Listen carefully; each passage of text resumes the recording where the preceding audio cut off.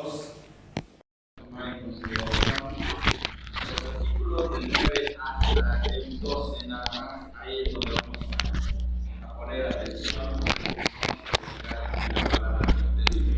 Entonces estamos en 1 de Pedro, capítulo 2, versículos del 9 al 12. Les invito que por un momentito nos pongamos en pie. Vamos a leer estos cuatro versículos nada más, del 9 hasta el 12.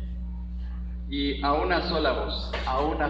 Dice de la siguiente manera la palabra del Señor: Mas vosotros sois linaje escogido, real sacerdocio, nación santa, pueblo adquirido por Dios, para que anunciéis las virtudes de aquel que os llamó de las tinieblas a su luz admirable.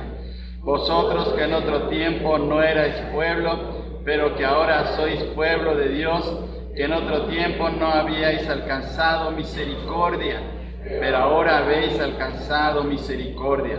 Amados, yo os ruego como a extranjeros y peregrinos que os abstengáis de los deseos carnales que batallan contra el alma, manteniendo buena vuestra manera de vivir entre los gentiles, para que los que murmuran de vosotros como de malhechores glorifiquen a Dios en el día de la visitación, al considerar vuestras buenas obras.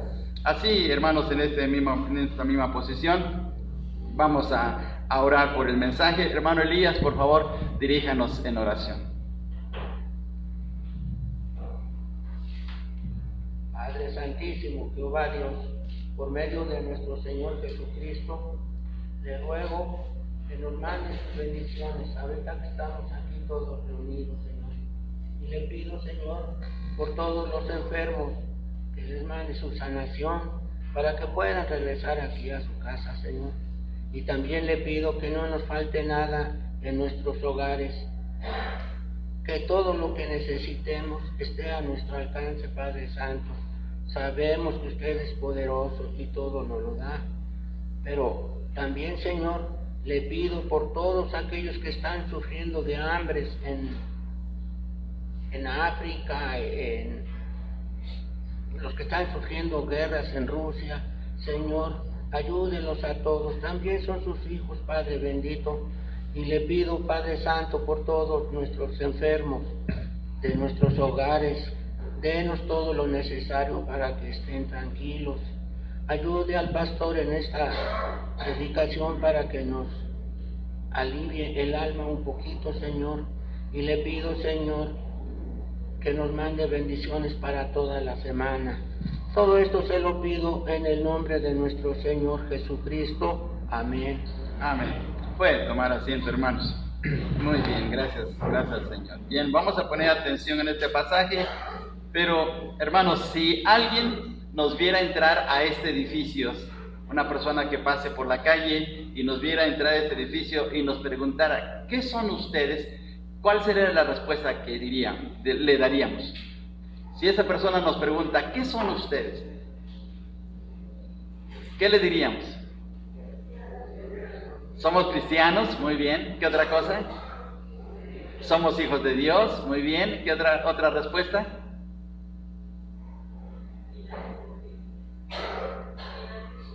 Linaje escogido, muy bien, ya se está yendo al texto, muy bien. Bien, ¿qué otra cosa más podríamos decir? ¿Somos evangélicos? Sí, muy bien, cristianos evangélicos, correcto.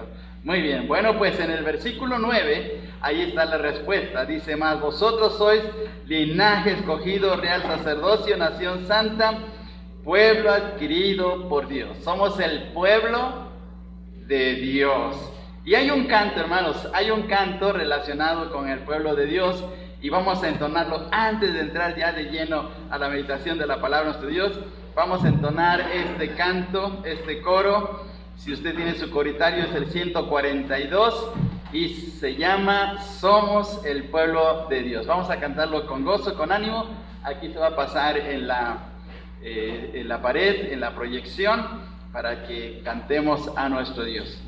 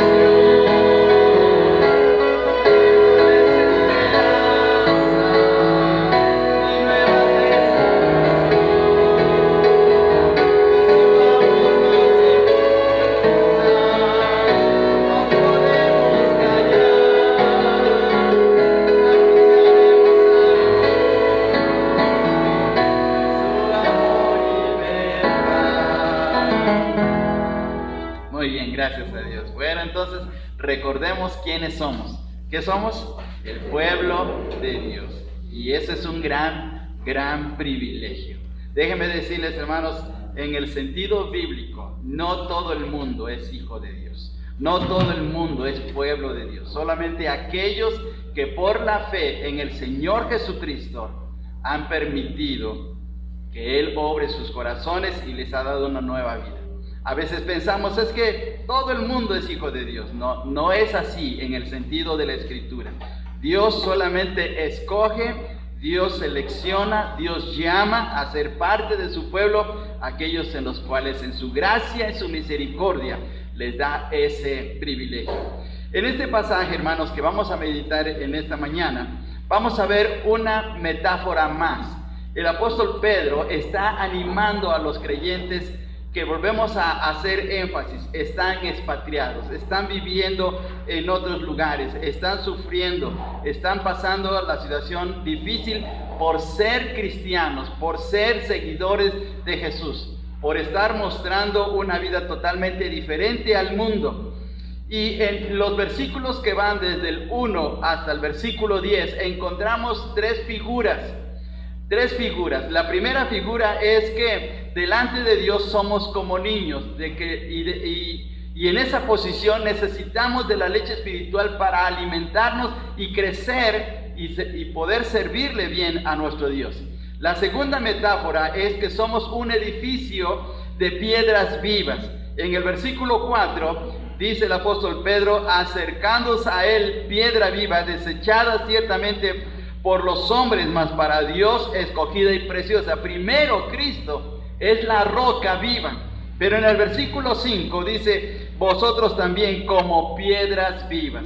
Cada creyente, cada hijo de Dios es una piedra viva que está edificando o se está sobrecolocando en la vida del Señor Jesús para edificar el edificio vivo que es la iglesia, que es el pueblo de Dios que se menciona más adelante. Entonces somos primero los niños de Cristo, los niños de Dios que necesitamos de su alimento. En segundo lugar, somos un edificio de piedras vivas, pero ahora somos un pueblo muy especial, un pueblo que Dios adquirió al precio de la sangre preciosa de Jesús. Por favor, vayamos al libro de los Hechos, capítulo 20. Vamos al libro de los Hechos, en el capítulo 20, y leamos el versículo 28. Hechos capítulo 20, versículo 28 dice de la siguiente manera: por tanto, mirad por vosotros y por todo el rebaño en que el Espíritu Santo os ha puesto por obispos para apacentar la iglesia del Señor, la cual Él ganó por su propia sangre. La iglesia fue ganada por la sangre de Cristo. La iglesia está compuesta de personas que han sido transformadas por la gracia de Dios, limpiadas por la sangre de Cristo y que han alcanzado esta posición tan especial por solamente la misericordia de Dios, ¿sí? Entonces somos ahora el pueblo de Dios, muy diferente a las naciones, muy diferente a los pueblos que hay, diferente a las comunidades que encontramos en nuestro país. Somos un pueblo de verdad muy especial a los ojos de nuestro Dios, y esa es la metáfora que vamos a tomar en consideración en esta mañana. Si usted tiene su boletín, ahí en la parte del medio hay una sección para tomar apuntes.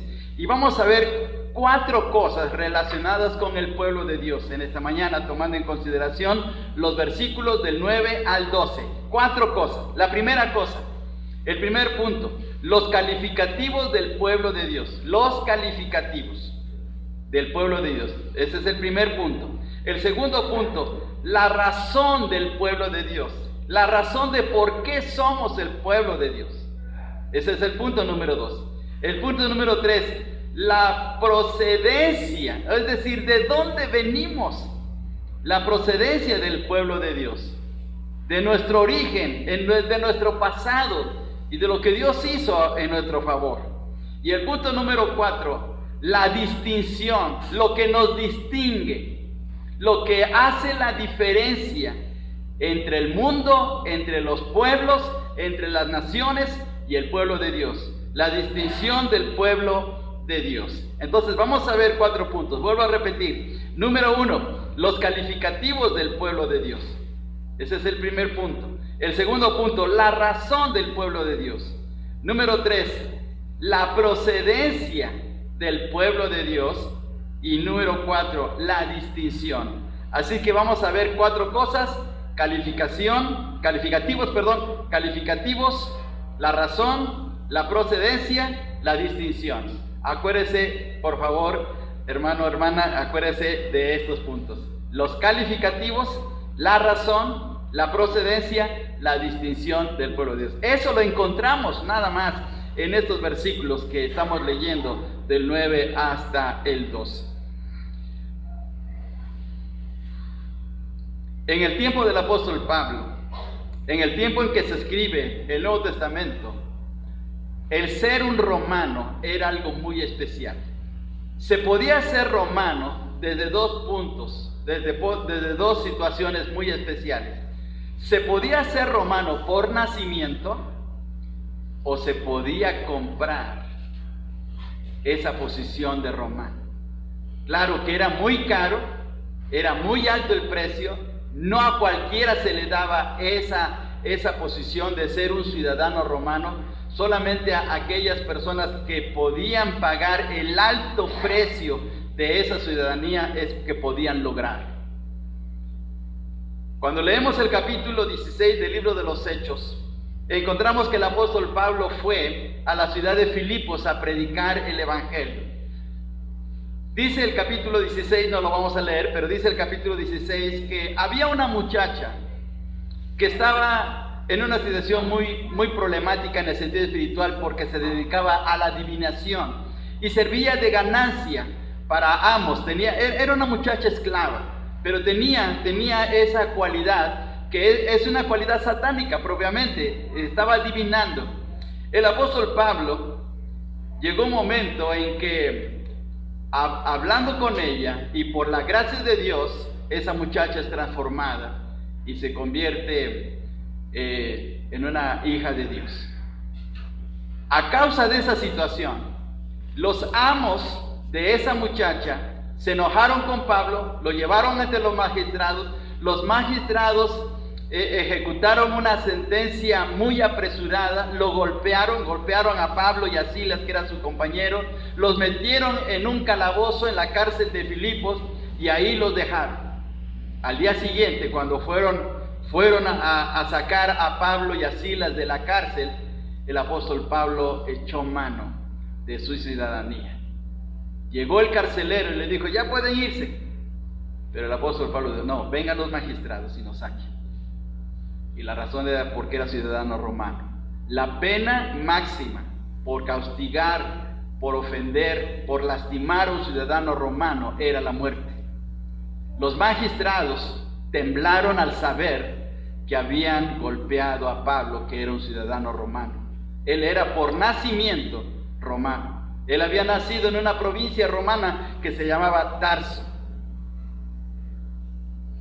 Así es que qué privilegio de Pablo ser ciudadano romano por nacimiento. Nosotros hemos nacido a una ciudadanía mucho más grandiosa que ser romano, que ser mexicano, que ser argentino. No sé usted tal vez qué nacionalidad le hubiese gustado tener. Tal vez usted está pensando: a mí me gustaría ser americano, a mí me gustaría ser inglés, a mí me gustaría ser, no sé, tal vez algo. Pero nosotros tenemos el gran privilegio de ser extraterrestres, ¿sí o no? ¿Sí o no? Somos extraterrestres porque somos ciudadanos del cielo. Filipenses 3:20 dice de la siguiente manera. Les invito a que vayamos a Filipenses capítulo 3 y versículo 20. No somos parientes de E.T., pero sí somos de otra posición. Filipenses 3:20 dice de la siguiente manera, hermanos. Filipenses 3:20, lo leemos todos juntos. Dice de la siguiente manera: mas nuestra ciudadanía está en los cielos, de donde también esperamos al Salvador, al Señor Jesucristo.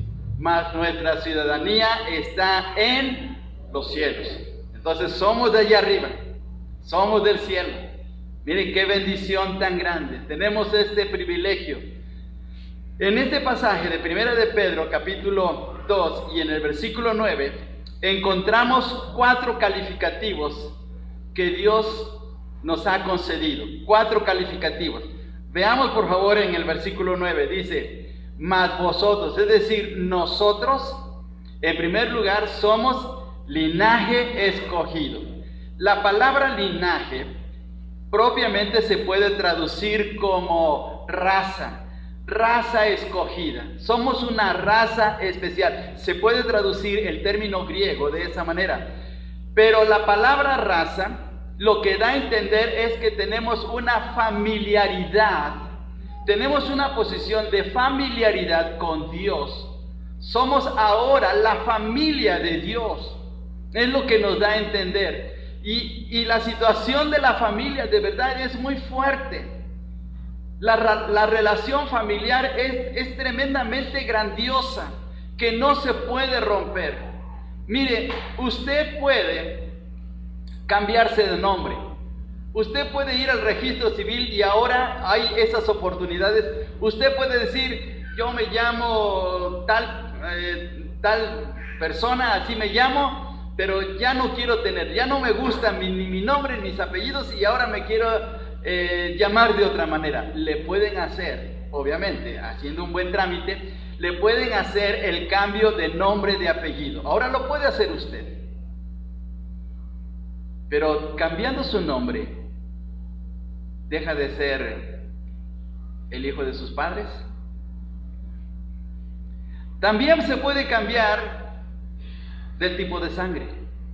Si usted tiene un tipo de sangre, se puede cambiar por otra sangre, claro, siempre y cuando su cuerpo lo permita. Pero se puede cambiar el tipo de sangre. Pero de esa manera, ¿puede usted dejar de ser el hijo de sus padres y de su familia?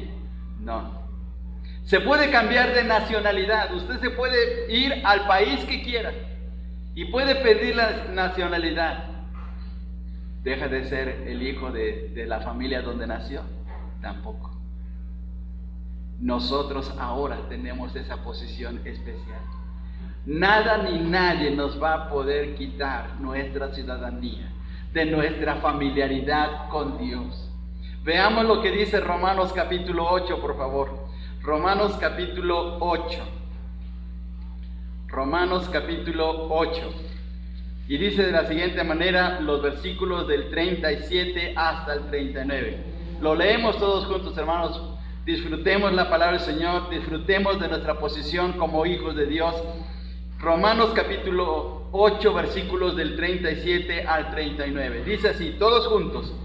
Antes, en todas estas cosas somos más que vencedores por medio de aquel que nos amó, por lo cual estoy seguro de que ni la muerte, ni la vida, ni ángeles, ni principados, ni potestades, ni lo presente, ni lo porvenir, ni lo alto, ni lo profundo, ni ninguna otra cosa creada nos podrá separar del amor de Dios que es en Cristo Jesús, Señor nuestro. ¿Quién nos va a poder separar? Absolutamente nadie.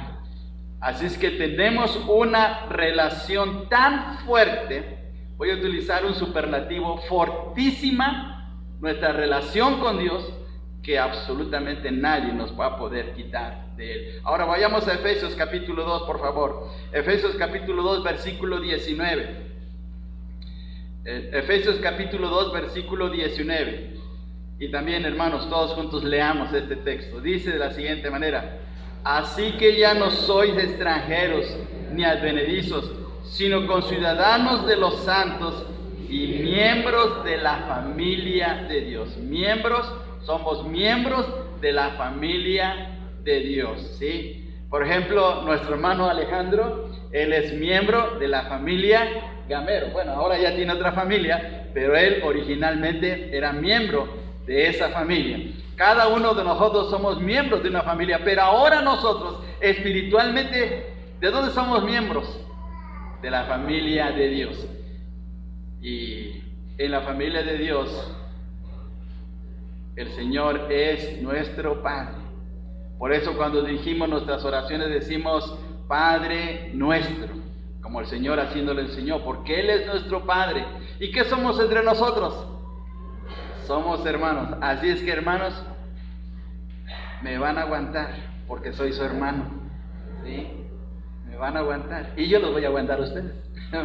Pues yo, porque somos una familia. Miren qué bendición tan tremenda, y vamos a estar juntos por la eternidad. Somos una familia tan especial, y es lo que quiere decir linaje escogido, una familia, familiaridad entre nosotros. Ahora por nuestra sangre corre una nueva sangre, que es la sangre de Jesús que nos redimió, y por eso estamos en esta familia tan especial.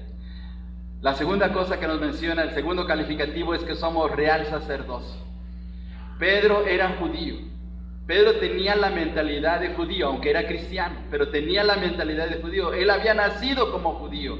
Él tenía presentes historias que le habían contado sus maestros, sus rabinos en las sinagogas antes de ser cristiano. Y de seguro que Pedro estaba pensando en la situación de la nación de Israel cuando el Señor la sacó de Egipto. Capítulo 19 del libro de Éxodo, versículo 6, por favor. Vayamos hasta Éxodo capítulo 19 y versículo 6 y veamos lo que el Señor se propuso con Israel. Capítulo 19 del libro de Éxodo y el versículo 6, por favor. Vamos a leerlo todos juntos. 19:6 de Éxodo. Dice de la siguiente manera: y vosotros me seréis un reino de sacerdotes y gente santa. Estas son las palabras que dirás a los hijos de Israel. Miren qué privilegio. ¿De dónde habían salido? De Egipto. ¿Qué eran en Egipto? Esclavos. Ahora ellos formaban parte del pueblo de Dios en una posición tremendamente increíble. Porque le dice el Señor: ustedes van a ser para mí un reino de sacerdotes. Y esa misma figura utiliza el apóstol Pedro ahora por nuestra relación con Dios por medio de Cristo, de que somos sacerdotes, pero reales, de la realeza. El adjetivo real significa la relación con un rey. ¿Cómo se les llama a los hijos de un rey? Pues así estamos nosotros, como príncipes, ¿sí? Usted cuando vaya, hermana, al espejo diga: soy una princesa. Y usted, hermano, cuando vaya al espejo también diga: soy un príncipe, ¿sí? Porque ahora estamos en una relación de veras tremendamente maravillosa con nuestro Dios, ¿sí? Mucho mejor que los reyes en Europa, mejor que los reyes en el mundo, porque ahora somos del Rey de Gloria, nuestro Señor. Mire qué bendición. Ahora la palabra real, o mejor dicho, el adjetivo real, se puede cambiar, se puede traducir por regio. Hay una diferencia entre la palabra real y la palabra regio. Los dos son adjetivos. Pero la palabra regio, el adjetivo regio, habla acerca de lo admirable, de lo suntuoso, de lo grandioso que es. Y entonces sacerdocio real se puede cambiar por sacerdocio regio, que es decir, es una posición admirable, suntuosa. Es algo tan especial. Como decía en el Chavo del Ocho, no somos de la chusma, porque ahora tenemos esa posición regia delante de Dios. Que nos quieran ver así, bueno, que el mundo diga lo que diga, pero en la posición de Dios es totalmente diferente. Ahora, el tercer calificativo: una nación santa, un pueblo lleno de santos. Ahora, santo no significa perfecto, santo significa apartado. Que Dios nos ha apartado para ir creciendo, ir mejorando, siendo transformados, siendo perfeccionados. Pero somos un pueblo santo, apartado solamente para darle la adoración a Dios. Cuando inició el servicio de esta mañana, nuestro hermano Alejandro en la dirección nos invitó a leer Juan capítulo 4, versículo 23. ¿Qué somos delante del Señor? Unos adoradores santos, apartados solamente para nuestro Dios. En el tiempo del rey Acab, la reina Jezabel se hizo de 850 profetas y sacerdotes paganos, los profetas de Baal y de la diosa Acera. Ellos estaban apartados para ese culto idolátrico, pero nosotros estamos adorando al Dios vivo y verdadero. Miren qué tremendo es esto. Así es que, aunque el mundo nos quiera ver de una manera totalmente diferente, nos quiera ver con malos ojos, delante de Dios es otra cosa. Y por último, el cuarto calificativo, vea ahí en el versículo 9, dice que somos pueblo adquirido por Dios. Adquirido quiere decir que fue obtenido a través de un precio. Dios nos compró al precio de la sangre de su propio Hijo. Le pertenecemos ahora a Él. Y esa es la razón de por qué nada ni nadie nos puede separar del amor del Señor Jesús. Por favor, vayamos a Isaías capítulo 43, versículo 20. Veamos este precioso versículo de Isaías que tiene que ver con el pueblo de Dios. Isaías capítulo 43 y versículo 20, por favor. Vamos a leerlo todos juntos. Vamos a leerlo todos juntos. Isaías 43 y versículo 20. Dice así, todos juntos: las fieras del campo me honrarán, los chacales y los pollos del avestruz, porque daré aguas en el desierto, ríos en la soledad, para que beba mi pueblo, mi escogido. Mi pueblo, mi escogido. Mi pueblo escogido. Único, especial. No todo el mundo es pueblo de Dios, solamente aquellos que han dado su vida a Jesús, aquellos que tienen a Cristo en su corazón, aquellos que están ahora viviendo una vida nueva en la relación con el Señor por medio de lo que Cristo hizo en nuestros corazones. Así es que veamos qué calificativos tan tremendos tenemos, qué posición tan especial. Entonces cada día debemos de gozarnos y darle gracias a nuestro Dios por esta posición tan especial que tenemos delante de Él. Ahora vamos a ver, ¿por qué Dios nos tomó como su pueblo? ¿Por qué nos escogió? Pues ahora lo dice el versículo 9, por favor, regresemos a 1 de Pedro, capítulo 2, versículo 9. Dice de la siguiente manera: mas vosotros sois linaje escogido, real sacerdocio, nación santa, pueblo adquirido por Dios. Y mire, aquí viene la razón, el para qué. ¿Para qué? Para que anunciéis las virtudes de aquel que os llamó de las tinieblas a su luz admirable. Miren, conseguí este Nuevo Testamento. Me costó 5 pesos en el tianguis, pero está bien bonito. Déjenme leer lo que dice. Es una versión diferente en lo que dice este pasaje. Pero ustedes son un pueblo escogido por Dios, sacerdotes al servicio del Rey, una nación santa y un pueblo que pertenece a Dios. Dios los escogió para que anuncien las poderosas obras que ha hecho. Para que anuncien las poderosas obras que ha hecho. ¿Y no ha hecho obras poderosas en nuestras vidas? No, lo más grandioso fue que un día llegó a nuestros corazones y cambió nuestro rumbo de vida.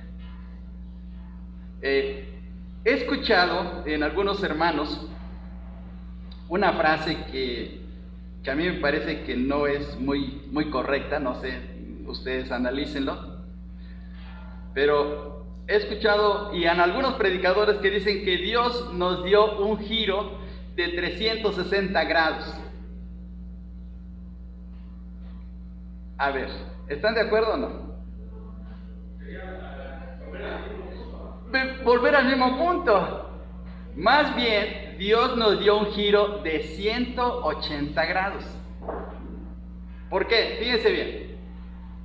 Pongan atención. Yo voy caminando así, voy rumbo hacia el oeste, la dirección hacia allá es el oeste. Voy hacia el oeste y cambio, doy la vuelta y voy hacia el este. ¿Qué giro he dado? 180 grados. Porque si doy un giro de 360, entonces así, y vuelvo al mismo punto. Dios nos hizo esa gran maravilla. Íbamos, por decir así, hacia el oeste y nos volvió al este. Íbamos rumbo hacia el infierno y nos cambió rumbo hacia el cielo. 180 grados. Hizo una obra grandiosa. En nuestro coritario, por favor, hermanos, les invito, vean ustedes el canto 26. Es un canto muy bonito. El canto 26 se llama Al contemplar tu grandeza. Pero veamos la parte final del canto. Dice: pero la obra más grande, Señor, en que todo tu amor se mostró, ¿cuál fue? Fue salvar del pecado y la condenación mi pobre ser, mi pobre ser. Esa fue la obra más tremenda. Dios hizo esta obra tan especial en nuestras vidas, pero ahora siendo pueblo de Dios, ¿qué nos manda el Señor? Para anunciar esas virtudes. Ahora, lo que Dios ha hecho en nuestras vidas, tenemos que proclamar, tenemos que dar las buenas noticias que nos llegaron a nosotros. ¿De qué manera tenemos que dar las buenas noticias? Hay tres maneras. Cuando hacemos evangelismo, cuando les compartimos a otros el mensaje de salvación, como nos manda la gran comisión, Mateo capítulo 28, versículos del 18 al 20, de ir por todo el mundo a las naciones y predicar su palabra, o como compartimos a nuestros vecinos y amigos. Cuando hacemos la obra misionera, número 2, cuando hacemos la obra misionera, cuando apoyamos a nuestros misioneros, cuando apoyamos la obra a través de la oración, los misioneros, cuando incluso nosotros de nuestra misma iglesia salen misioneros, eso es también estar anunciando las virtudes del Señor. Pero hay una cosa más. Hay una cosa mucho más, además de estas dos, y es grandiosa, y que no hemos valorado. Por favor, les invito a 1 de Corintios capítulo 11. 1 de Corintios capítulo 11, y vamos al versículo 26.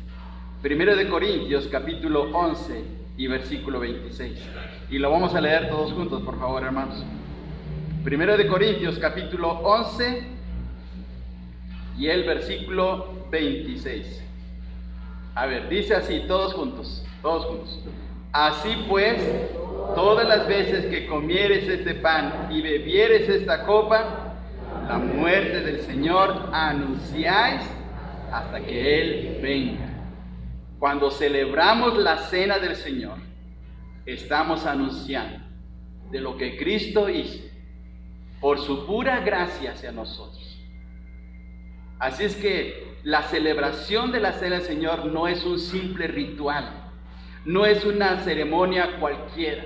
Es algo tremendamente grandioso, porque en primer lugar tiene que ver con nuestra redención, el costo que significó para Dios el desprenderse de su propio Hijo, y que ahora, cuando estamos celebrando la cena, lo estamos reconociendo, lo estamos adorando, y además nos sirve para proclamar, para anunciar lo que Él ha hecho. Así es que no tomar la cena del Señor se convierte en un serio problema en nuestra vida espiritual. No es cualquier cosa, no es cualquier ritual, no es cualquier ceremonia. Es recordar el grandioso, profundo, inexplicable amor de Dios por nosotros. Así es que cuando decimos, hoy no voy a tomar la cena, hoy tengo un problema, hoy estoy pasando por una situación difícil, no la voy a tomar, debemos de pensarlo dos veces, porque miremos lo que dice aquí. Estamos anunciando la muerte del Señor hasta que Él venga. Entonces anunciamos esas virtudes de nuestro Dios de esta manera. Ahora, por favor, vayamos todavía otra vez a Isaías 43, versículo 21, por favor.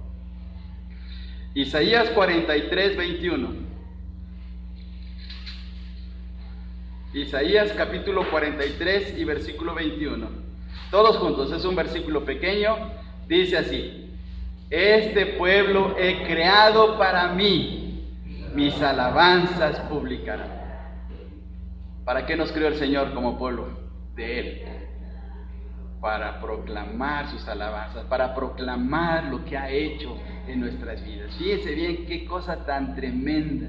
Así es que esa posición tan privilegiada que Dios nos ha dado es para que estemos siempre atentos a estar compartiendo lo que Dios ha hecho en nuestras vidas. Miren qué bendición. Así es que esa es la razón tan especial. Por eso, cuando hacemos evangelismo, cuando apoyamos la obra misionera y celebramos la cena del Señor, estamos anunciando de esas virtudes grandiosas con el Señor. Ahora, veamos por favor, versículos 9 y 10, regresemos otra vez a Primera de Pedro.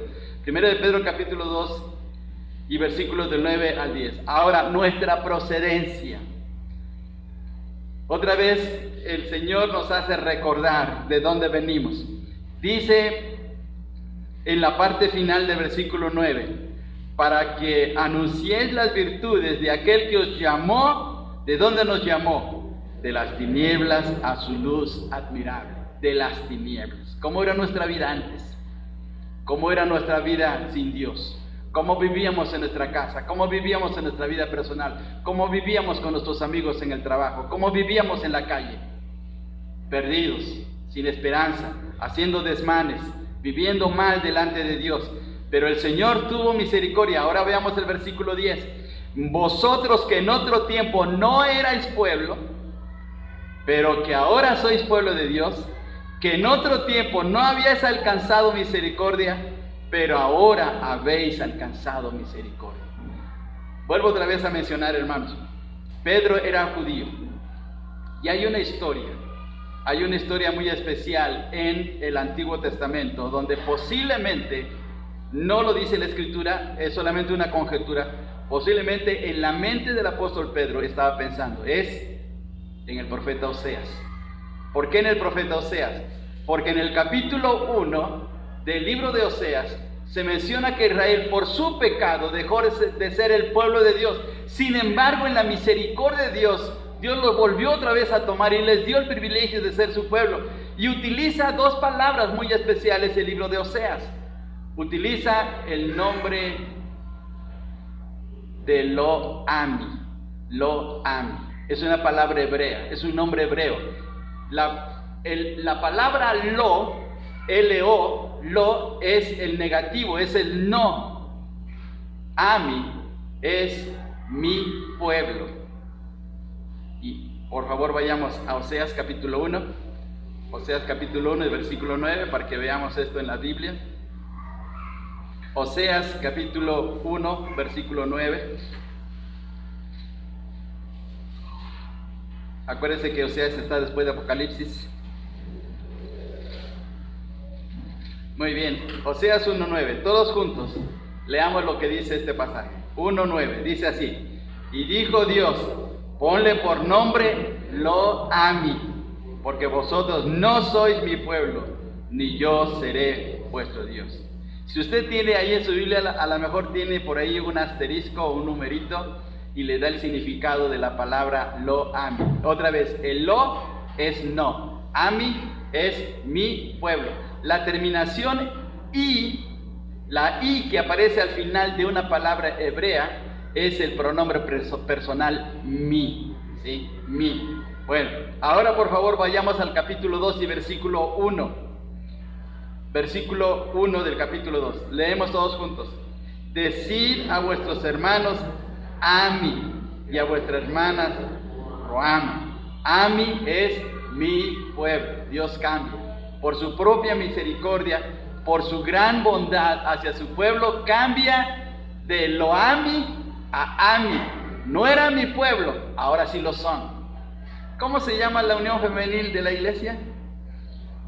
Ami Ruama, de ahí viene el nombre. Aquí está el nombre del nombre de la unión femenil de la iglesia. Muy bien. Bueno, ahora vamos a regresar a Pedro, ¿sí? Dios nos sacó de las tinieblas. Dios nos sacó de una condición tremendamente terrible. Por favor, vayamos al Evangelio de Juan, capítulo 8, versículo 44.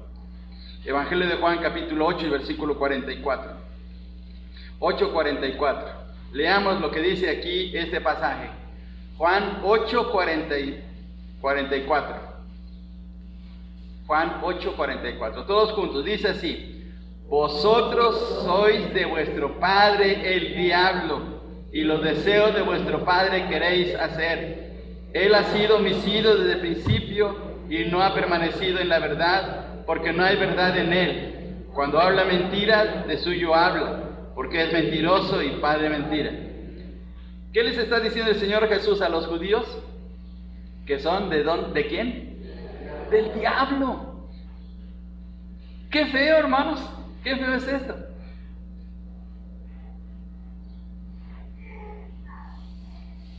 Qué feo es que alguien nos diga: de verdad, eres un hijo del diablo. ¿No suena feo? Sí, pero eso éramos. Espiritualmente, eso éramos. Porque estábamos desobedeciendo a Dios, íbamos en contra de su voluntad. Pero ¿qué hizo Dios en su pura misericordia? Nos sacó de las tinieblas, nos sacó de las garras del diablo, para ahora vivir para Cristo. Vamos a Colosenses, por favor. Colosenses capítulo 1, versículos del 12 al 13. La carta a los Colosenses, capítulo 1, versículos del 12 al 13.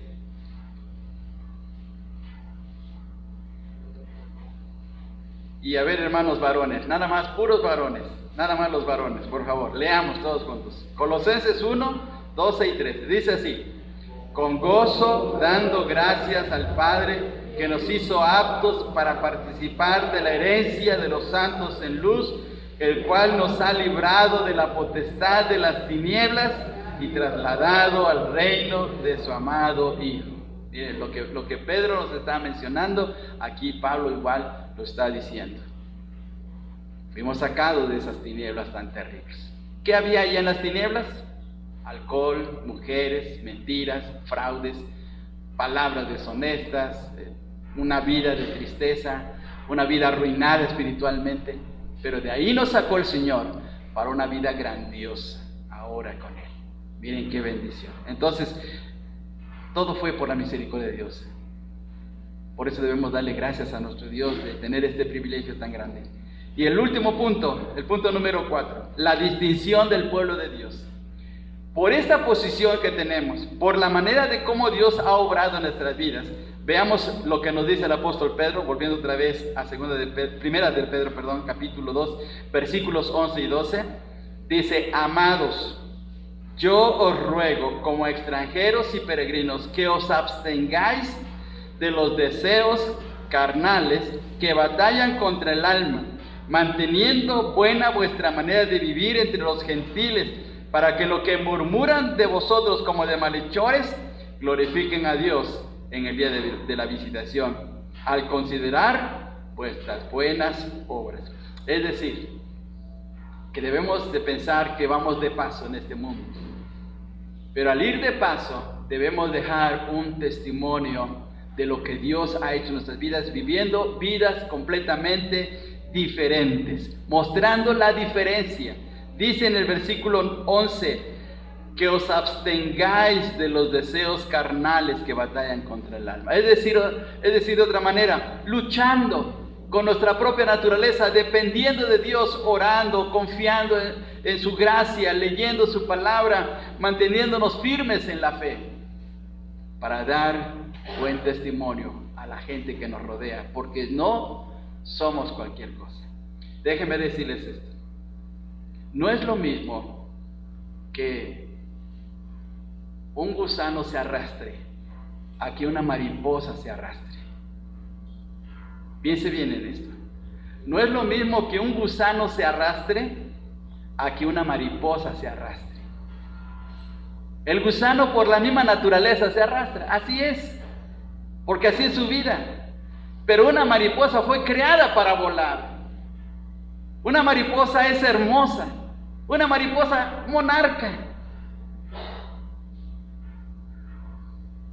Si se arrastra es que ha perdido la razón de su vida. Nosotros somos como mariposas monarcas. para volar, para glorificar a Dios, para mostrar su grandeza. Así es que ir al mundo y vivir con el mundo es otra vez como volver a nuestro estado inicial de pecaminosidad. Dice este texto, en el versículo 12, en la parte final, dice el apóstol Pedro, para que glorifiquen, la gente glorifique a Dios en el día de la visitación. Es decir, el día en que el Señor les haga ver su condición y les muestre su misericordia, puedan ver lo que un pueblo les ha mostrado, un pueblo especial que somos nosotros. Entonces, tomemos en consideración, hermanos, esa posición tan grande que tenemos delante de nuestro Dios. Al salir en esta tarde, de la casa de nuestro Dios, vayamos con el gozo, vayamos con la bendición de que Dios nos ha dado un privilegio tan tremendo, tan grandioso, que no vamos a poder encontrar en ninguna parte del mundo. No importa qué tan famoso llegue usted a ser, no importa qué tan grande pueda ser en el mundo, no importa cuánto pueda ganar en el mundo, nunca será comparable con la posición que nos ha dado el Señor Jesucristo como pueblo de Él. Por eso vamos a cantar otra vez, somos el pueblo de Dios. Pongámonos en pie, hermanos, pongámonos en pie y vamos a cantar otra vez este coro.